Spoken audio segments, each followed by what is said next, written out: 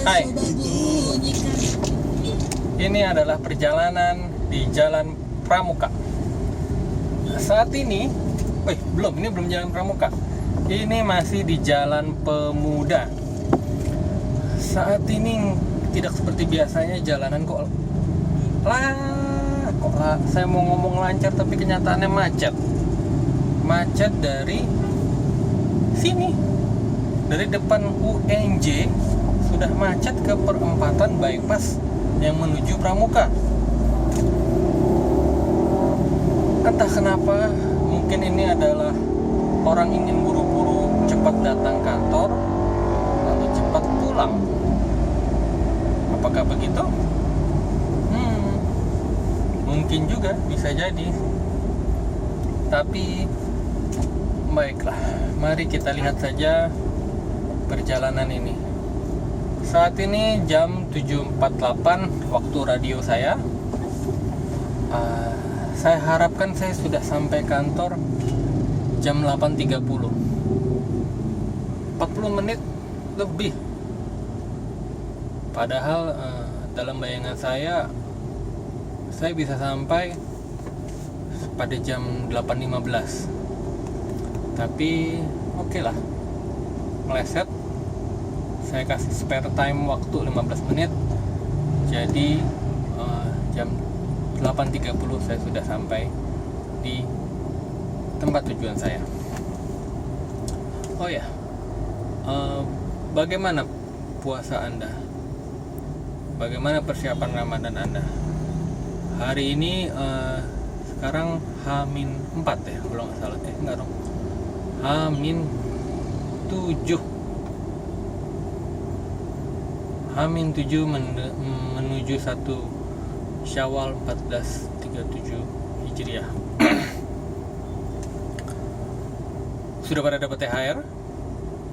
Semoga sudah dapat THR ya. Sudah habis THR-nya?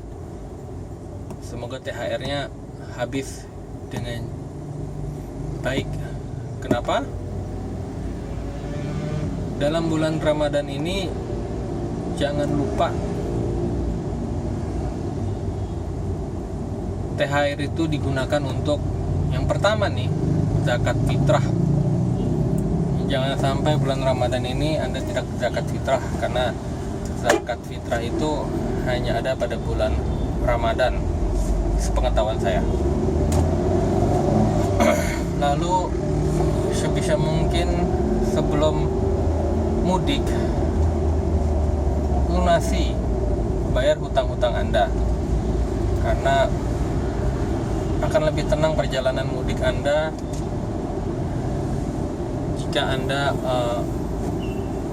mudik dengan sudah membayar tagihan. Ya, Pak Polisi ngalangin aja, Pak. Coba ini kita naikin.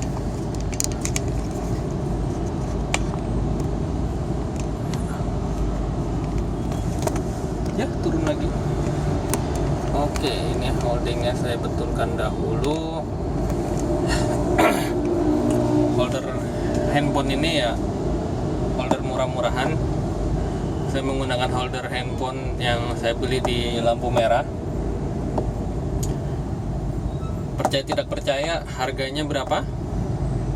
Bukan 400.000, bukan 300.000, bukan 200.000, tapi 50 rupiah. 50.000 rupiah. Kaget? Ya, saya sih enggak, karena perkiraan saya harganya enggak lebih dari 50.000 rupiah. Waktu membeli holder handphone ini juga agak lucu juga kalau menurut saya. Sedang macet, ada abang-abang pinggir jalan sambil menjajakan holder handphone ini. Dia memegang 1, 2, 3, 4 holder handphone di kiri kanannya. Lalu saya panggil, saya tanya berapa harganya. Abang itu membuka harga 200.000 rupiah. Lalu saya bilang tidak.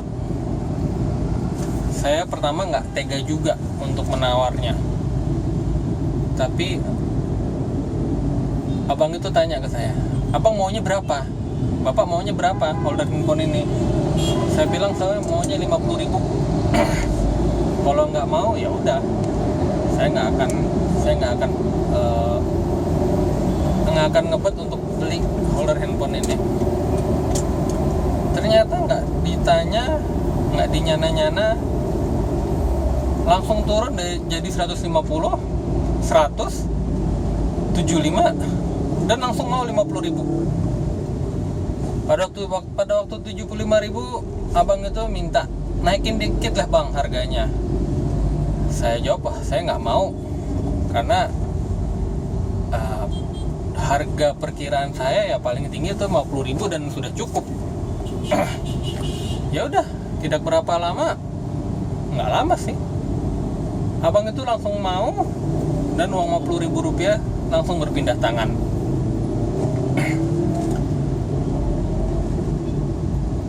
Dan inilah holder handphone yang sudah saya pasang.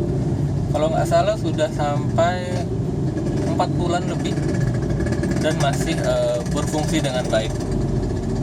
Holder handphone ini saya pasang di tengah kendaraan, di tengah-tengah dashboard ya, sebagai panduan, sebagai untuk membantu ketika saya membutuhkan Google Maps. Jadi saya taruh handphone saya pasangkan di Google Maps itu. Tapi lebih sering untuk menonton YouTube dan video menghibur anak saya yang ya memang anak zaman sekarang hiburannya adalah YouTube dan video dan game. Jadi oke lah, dengan harga 50.000 saya dapatkan holder handphone yang menurut saya cukup fungsional, karena sudah memenuhi kebutuhan saya, tidak jelek-jelek amat. Dari segi kualitas mungkin ya, kalau bisa dilihat nih, saya kasih lihat sedikit ya, kelihatan nggak ya? Nggak kelihatan, settingnya susah, nanti aja lah. Dari segi kualitas ya oke lah buat saya. Dengan 50.000 apa sih yang Anda harapkan? Asal bisa berfungsi dengan fungsinya, sudah cukup buat saya. Soal ketahanan lama, saya nggak berharap barang 50.000 ini akan bertahan sampai setahun. Tapi menurut saya jika pemakaiannya benar, tidak diutak-atik, ditarik-tarik, ya pasti akan bisa lah setahun. Lalu apa? Ya itulah holder handphone yang sudah cukup membantu dalam menghibur anak saya, karena lebih banyak digunakan untuk menghibur anak saya. Lalu jalanan yang saya lalui ini, sekarang saya sudah ada di Jalan Pramuka. Seperti tadi sempat melihat, ini ada Aqua nih. Tadi sahur minum Aqua nggak? Ya, kok ini iklan. Oke, di Jalan Pramuka ini saat ini, kalau Anda melalui Jalan Pramuka dan ingin menuju ke Matraman atau ke Senen atau ke Kampung Melayu dan melewati Jalan Pramuka, saya sarankan Anda mengambil jalur cepatnya. Jangan mengambil jalur lambat, karena akan lebih macet. Di jalur cepat ini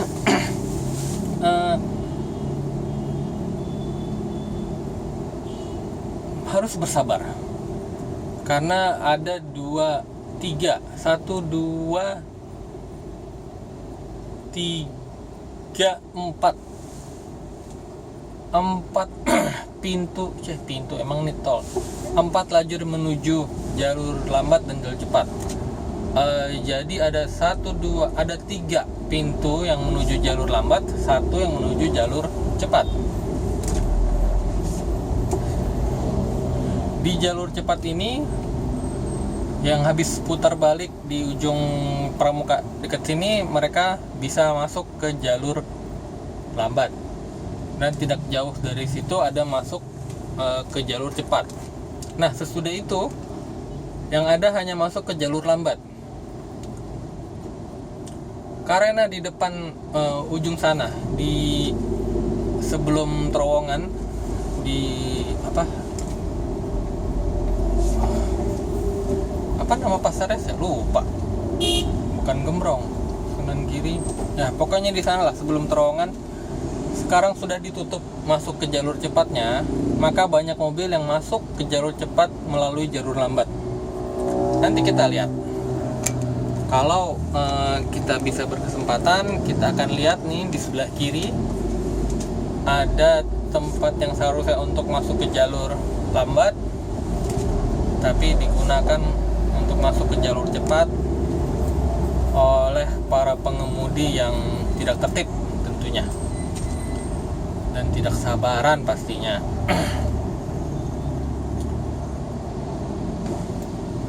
Selanjutnya kita lihat saja, ya beginilah jalanan Pramuka. Dan semenjak jalur bis Transjakarta dikasih tembok yang cukup tinggi, seperti dilihat itu, semakin sedikit orang yang mengambil jalur bis Transjakarta tersebut. Karena kalau misalnya ketangkep atau ada polisi di depan, mereka nggak akan bisa masuk ke jalur cepat lagi. Nah, mungkin saya akan mengenalkan jalanan di sini ada apa saja.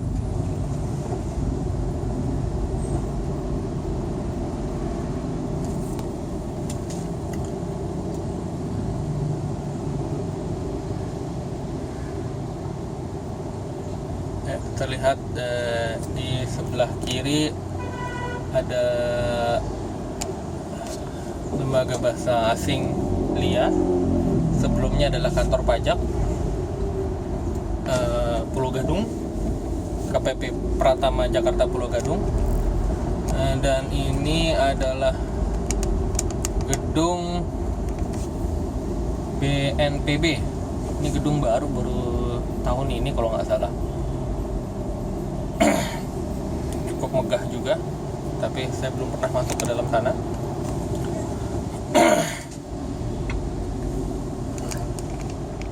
Kalau lihat di atas itu adalah petunjuk masuk jalur lambat.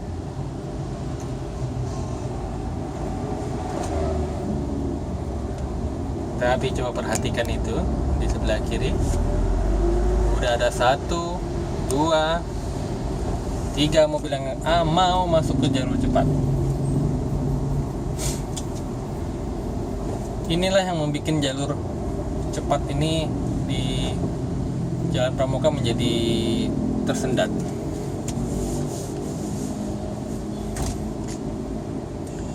Kalau diperhatikan, ya entahlah, pengaturan di jalan ini memang ajaib juga. Kalau saya boleh bilang, ada jalur masuk ke jalur cepat, ada masuk ke jalur lambat, bolak-balik.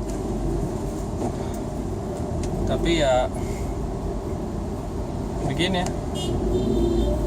Dan terus terang, ini adalah orang-orang yang nggak tertib.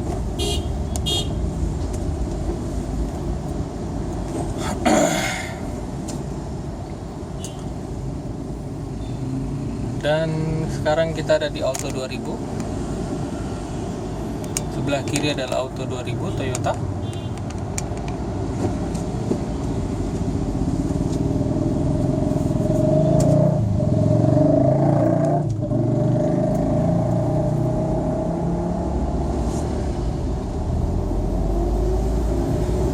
Ya, perjalanan setelah masuk ke yang jalur cepat, jalur lambat tadi itu sekarang sudah mulai lebih lancar, karena memang di situ biasanya penyebab kemacetan. Setelah itu hampir sampai ke ujung Jalan Pramuka ini akan relatif lebih lancar.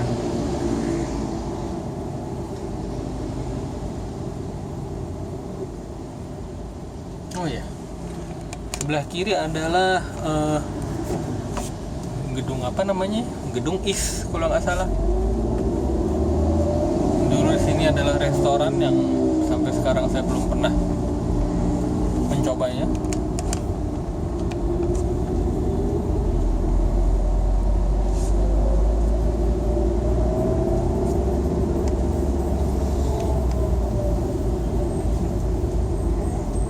Jalan Pramuka ini nggak pagi, nggak siang, nggak malam, yang menuju ke Matraman selalu macet. Penyebabnya kalau menurut saya karena banyak kendaraan yang masuk ke jalur cepat, masuk ke jalur lambat. Itu saja. Arah sebaliknya, pengalaman saya nggak pernah macet sepanjang ini. Kalaupun macet sampai sepanjang ini, pasti di ujungnya di jalan bypass itu karena ada kecelakaan atau di stop atau ada perbaikan.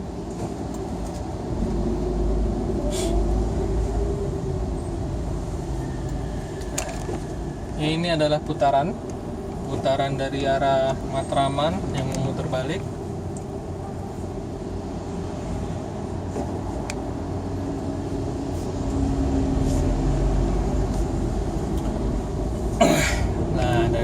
Terbalik, orang mau masuk jalur lambat, seperti kalau lihat Metro Mini di depan. Nah itu seharusnya putaran ini yang masuk ke jalur lambat. Nah itu motor masuk ke jalur cepat ya.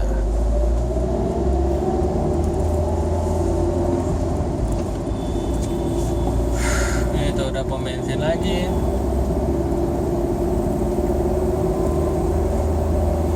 Sepanjang jalan Pramuka yang ke arah Matraman ada satu pom bensin, sedangkan arah sebaliknya ada dua pom bensin. Yang satu yang lebih dekat ujung ke arah dekat Matramannya, dan satu lagi ada di tengah-tengah.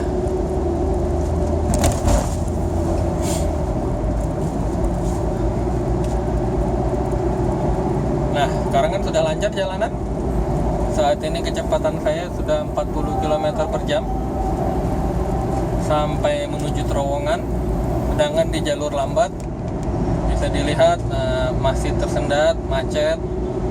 Ini sebagian besar disebabkan karena rel kereta api, jalur rel kereta api yang kalau Anda lihat di depan itu tuh yang warna kuning itu, sebelahnya itu adalah rel kereta api. Kalau Anda dengar juga itu adalah tanda kereta api akan melintas. Nah, kita menuju terowongan, sudah melewatinya. Dan sampai sini masih lancar, kecepatan masih 40 km per jam. Dan seperti yang bisa dilihat, ke kiri adalah ke arah Jatinegara, Kampung Melayu.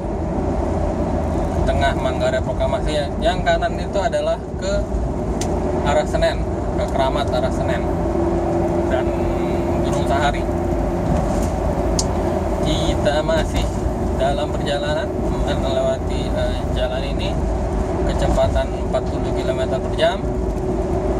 Saat ini jam menunjukkan waktu 8:06 waktu radio saya.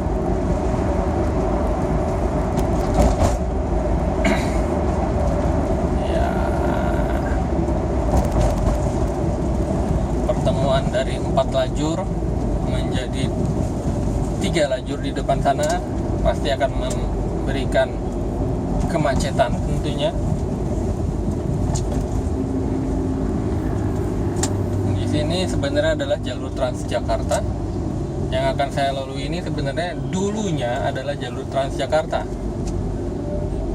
Tapi karena Transjakartanya nggak ada yang lewat sini dan lebih sering terhambat jika lewat sini, maka akhirnya yang ini tidak digunakan lagi.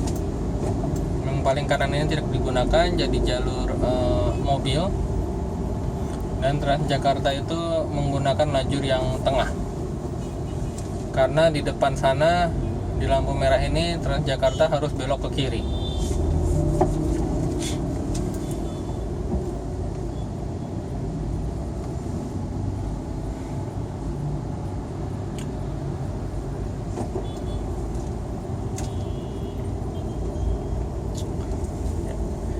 ini biasanya macet sih karena lampu merah saja. Lampu merah yang biasalah pertemuan yang dari kiri dari Jalan Tambak, yang juga cukup ramai juga biasanya dan selalu ramai. Yang dari sini yang menuju Proklamasi.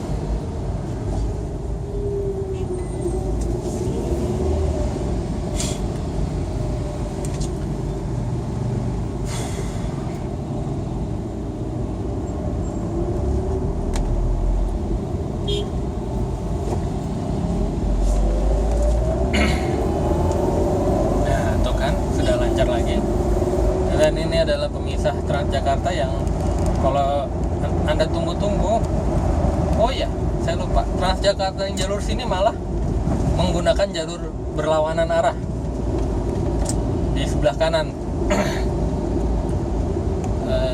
Entah kenapa, saya juga baru ingat saya kalau yang di Transjakarta itu malah menggunakan lajur yang berlawanan arah.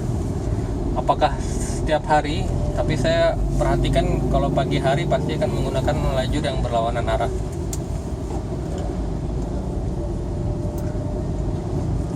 Nah, ya, Jalan Proklamasi cukup ramai juga. Keramaian ini masih bisa dianggap wajar.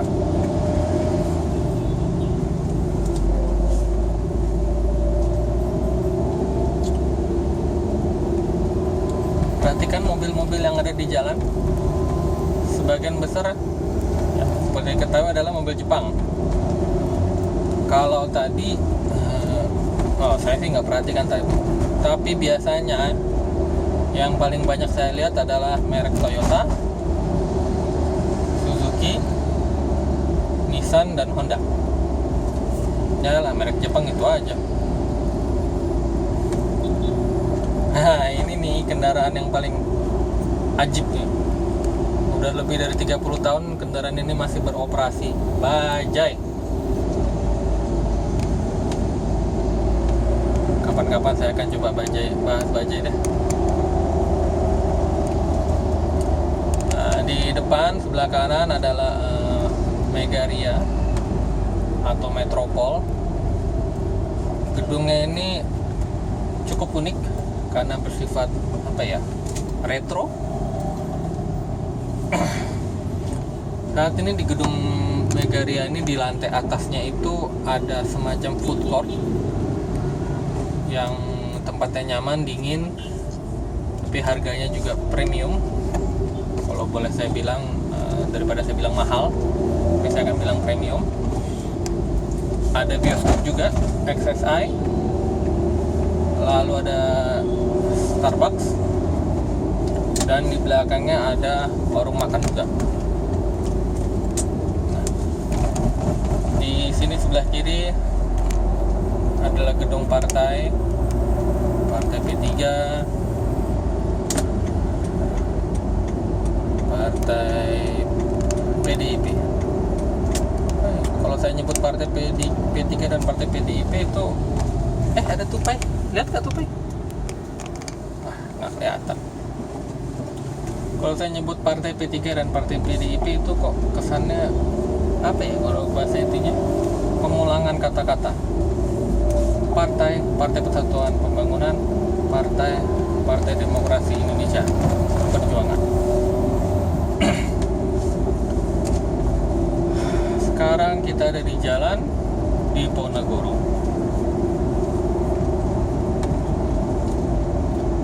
Iya, seperti dilihat jalanan sudah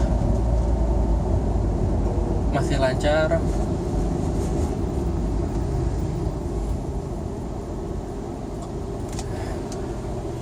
Lampu merah lagi yang kita hadapi.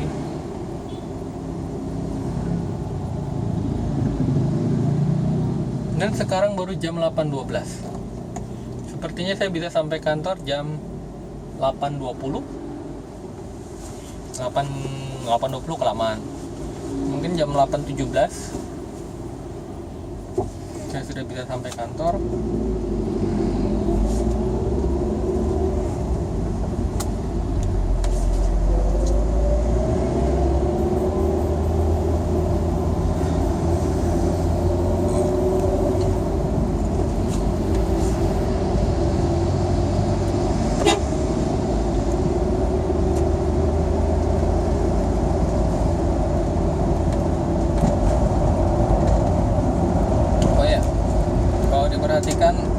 cuaca hari ini cukup cerah.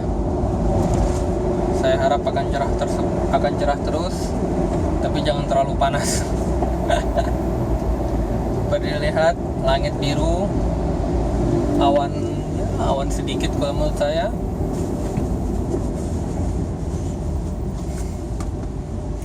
Dan saat ini mood saya sedang bagus karena saya YouTubean gini, merekam video ini yang nanti akan saya upload di YouTube saya. Saya belum mengumpat ya, karena nggak baik juga jika mengumpat di dalam video.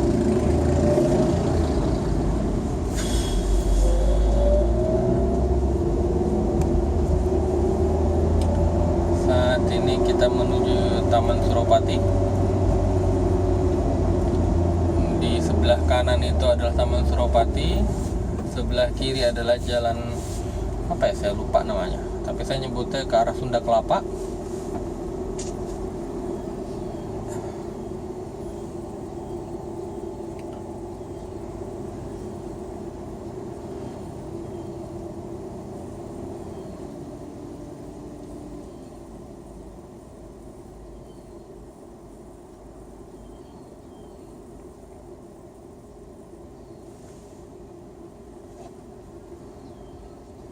Ya, saya terlihat kan jalanan masih lancar, dan saya harapkan dalam 3 hari ke depan jalanan di Jakarta ini akan lebih lancar lagi karena orang-orang sudah pada mudik. Sebagai informasi, kalau nggak salah sekitar tahun 2012-2013 penduduk Jakarta itu kalau siang hari mencapai 17 juta jiwa, tapi kalau malam hari hanya 11-12 juta jiwa.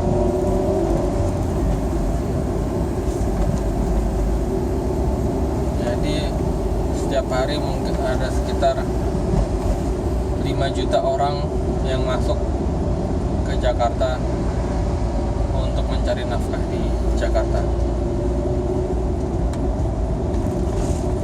Baiklah, sepertinya perkiraan saya akan sampai kantor pada jam 8:17 sampai parkiran sih, tapi sampai saya duduk di meja kantor saya sekitar 8:20 juga, 8:20, 8:30.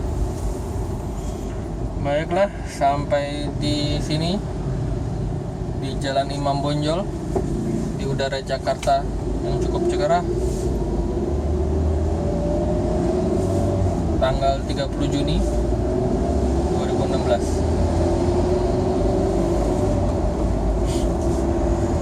Sampai jumpa.